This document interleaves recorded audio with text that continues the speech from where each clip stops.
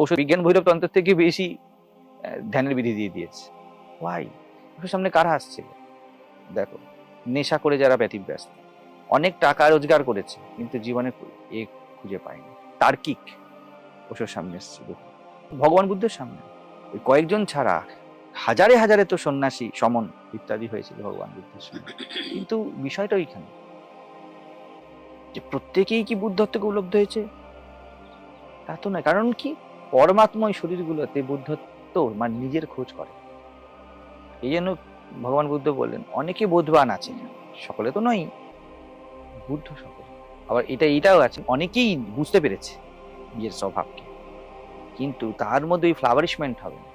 মানে কি বলতো, একজন একটা খাবার খেয়ে ফেলে শরীরে পুষ্টি হয়, আরেকজন ওই খাবারটা একটু রসিয়ে রসিয়ে খায়, প্রত্যেকে 10 জন জানতে পারে এই খাবারটার কি গুণ। খেতে খেতে হয়তো বলছে, তাহলে তুমি শুক্তো খাচ্ছ, বলছে এটা অদ্ভুত স্বাদ, এরাম টাইপের স্বাদ, ওইরাম টাইপের স্বাদ, ধীরে ধীরে খাচ্ছে, এও যা পুষ্টি পাবে, আর একজন চুপচাপ বসে খাচ্ছে, সেও সেই পুষ্টি পাবে। এই যে রসিয়ে রসিয়ে গ্রহণ করছে, এর ফলে কি 10 জন সুপ্ত বিষয় অবহিত, ঠিক আছে, এরা গুরু হবে, সবাই বুদ্ধ হবে। ও কিন্তু একই নিউট্রিশন পেয়েছে, একই বাটি আমার কাছে, একই বাটি ওর কাছেও আছে, কিন্তু ওর মধ্যে অস্তিত্ব এমন জাগাবে না যে এই নিয়ে কথা বলে চুপচাপ খেয়ে উঠে। শ্রীরামকৃষ্ণ অন্য ভাষায় বললেন, কেউ কেউ আম খেয়ে মুখ মুছে ফেলে, কেউ কেউ একে ওকে একটু দেয়, যদি ওটা অস্তিত্বগত ভাবে তাদের ডেস্টিনিতে যদি সেটা আনডিস্টার্ব ভাবে এগায়, হতে পারে যে ট্রান্সফরমেশন